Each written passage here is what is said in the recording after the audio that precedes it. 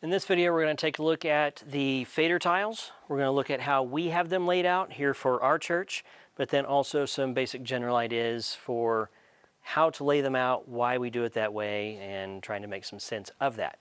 So one of the things you'll notice is that this section right here is duplicated in the middle. It's duplicated on the right side as well. Each one of these is what's called a fader tile. This is an L200 console. The 200 has 3 fader tiles, obviously. There's also the L100 console. It has just a single fader tile. The L200, this one, has 3 fader tiles. The new model, the 350, has 2 fader tiles. And the new 550 has 3 fader tiles, but in a different layout. There's 2 flat like this, and a third one up to the left of the main screen. So I liked the 200 console because it has the most faders without going up to the expense of the L550 console. So I like a lot of faders in front of me, a lot of buttons and knobs and stuff. So a couple of things we're going to look at in how the layout works. Every one of these fader tiles is identical. You can lay the number of audio paths that you have. You can put these in any arrangement that you want on any of the fader tiles. So there's a couple of ideas for how to lay out your fader tiles. Some people will take all of their inputs and put on one fader tile. And so let's say I've got 12 faders here on layer 1, bank 1. I've got 12 faders. I've got 5 layers to pick from, and each layer has 5 banks inside of that. So I've got 25 sets of 12 faders per fader tile. So lots to play with here. So you could do that. You could take all of your inputs and lay them all out on a single fader tile. So you'd have input channels 1 through 12, 13 through 24, 25 through 30, 36, so on and so forth. So you could have all your inputs on one fader tile. Say all of your stems, VCAs, mixes, buses, things like that on a second fader tile. And then all of your main primary outputs and or utilities, things like that, on another fader tile. That's one option. Here's another option. This is what we've done. We have all 3 fader tiles identical, okay? So what I've done in our scenario is I've got inputs 1, so this is a layer. Layer 1 is inputs 1, and I've got 5 sets of inputs, 5 banks of inputs on there. Next layer down is 5 more banks. Now then I go down to my third layer, and we've got outputs. So these are my in-ears, my monitors on the stage, my effects processors, so reverbs and things like that, and then even my primary main outputs from the console are on my outputs layer. I've got a layer for utilities. I'm only using one of the banks inside of there. This is solo buses, talkback mics, things like that. And then my favorite is what I've called mix layer. So inside of my mix layer, I've got 1, 2, 3, 4, 5 different banks. Now, if I call up this bank called band, what I have inside of here are all of the things that I need to mix my worship set, my song set, okay? So I've got some VCAs, I've got some channels, I've got a couple of stems. Everything I need to mix my entire band is in this one set of 12 faders. We'll look at that in a second, how I've set that up, but one of the things we want to look at is that we've got always in front of us a shortcut layer. This is nice because, as you can see, with this many different sets of 12 faders, it can be kind of hard to find where you are. You may get lost once you start shuffling through stuff really fast. So the fader tile has a button labeled swap. Swap is a great feature. So what you do is you set basically a shortcut bank that you want to be able to always get back to. So in our case, on fader tile 1, over here on the far left, I've got my swap layer set. So when I press this, it jumps immediately to my vocals bank. Okay, this is what we normally have pulled up on the left side of the console, are all of our vocal mics. Okay, so that's by pressing swap. When swap is lit, that says, hey, you're looking at your shortcut layer. Now I can go pull up anything else, say vocal in-ear monitors, and when I press swap, it will take me right back to that vocals bank, okay? Now, if I press swap again, it takes me back to wherever I was before that. So this is where the name swap kind of comes in. If I hit swap, it takes me to what I'm going to call the shortcut layer. But when I release swap, it takes me back to wherever I was last. So this is really handy. If I'm mixing in-ears for my band, I can go to my in-ears layer where all of my mix outputs are. I can select one of these and go back and forth, but then I can swap back up here to inputs, unswap, and go back to my in-ear mixes again.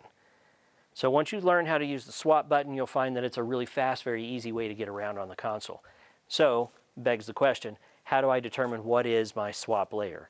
So if I go to, say, my utilities layer, which I rarely ever use, but has to be there, if I press and hold on the call button next to this bank, press and hold, you'll see that it flashes. Okay? That means that I have set that as my swap layer. So right now I'm looking at my utilities bank.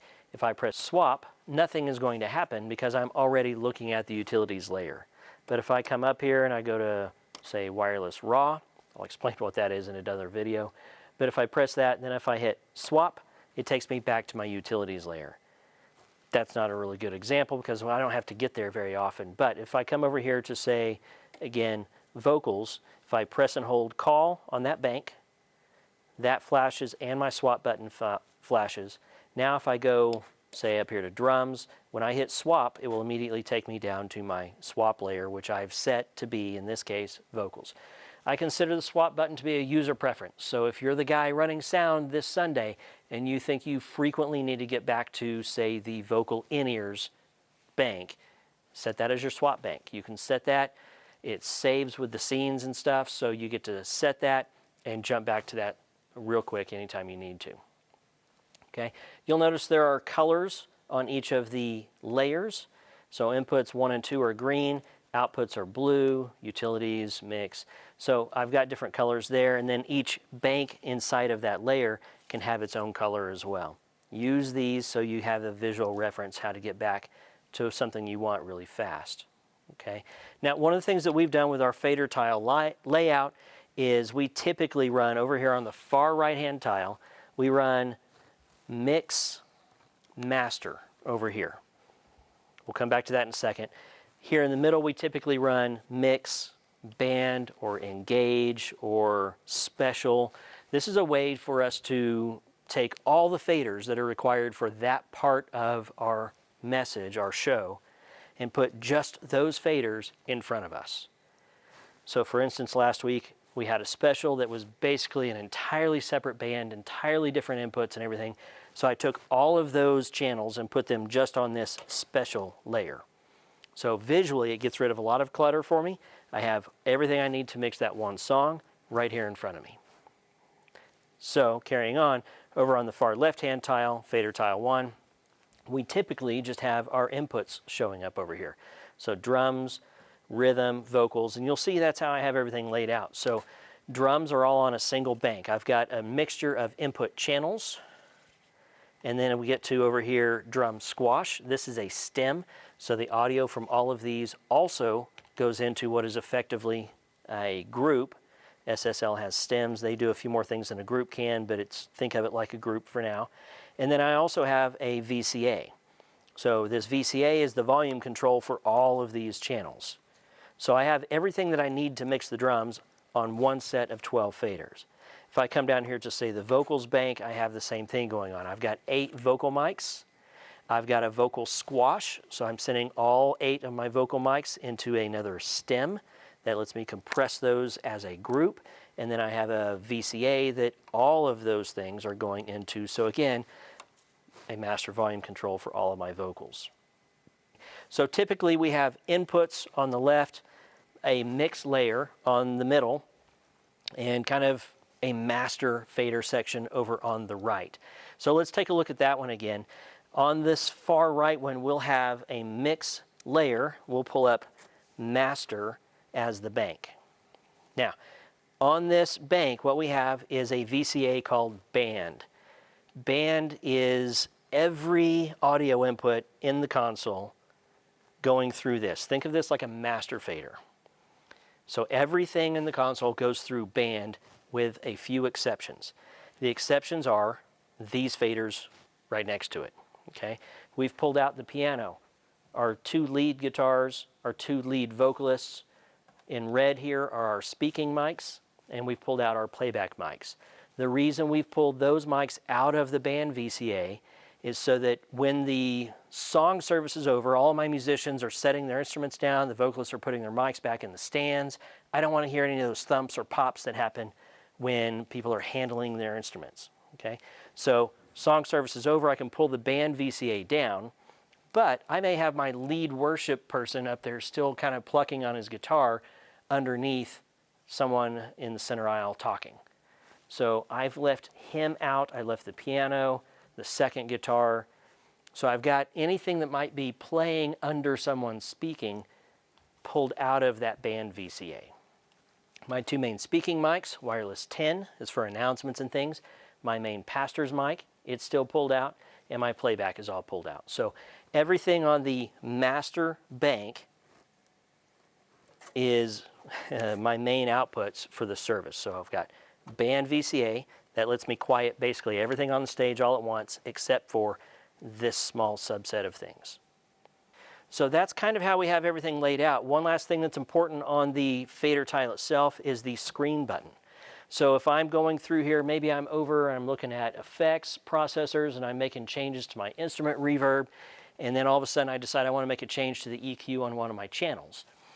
Well, to get back to that, I'd go Menu, Channel View, and then maybe hit Select on that channel, and it took a little while to get there. So instead, if I'm, say, back where I was, Effects, looking at the instrument reverb, and all of a sudden I want to real fast change something on this channel, I can hit the screen button, and it takes this entire fader tile and puts it up here on the screen. So if I'm kind of lost, I'm buried in a bunch of queries and all kinds of stuff, and I just need to get this stuff up on the screen real fast, hit the screen button. There's one of those on each of the tiles. So remember, the screen button is a fast way to get around. The swap button is a fast way to get back to a known state, back to a known bank, and then pay attention to the colors on everything. We're using colors, so all my vocal mics are white, all my rhythm instruments, so all my guitars are yellow, all my keyboards are green, all my horns are orange. So pay attention to the colors, pay attention to things like the master bank over here, the band fader, and then the things that are not inside of that band fader. Okay? Last thing on the fader tiles that gets its own separate video are the quick controls. The quick controls up here are how we manipulate the sound going through that fader. Okay? Whole separate video for that, lots involved there. But that's it for this one.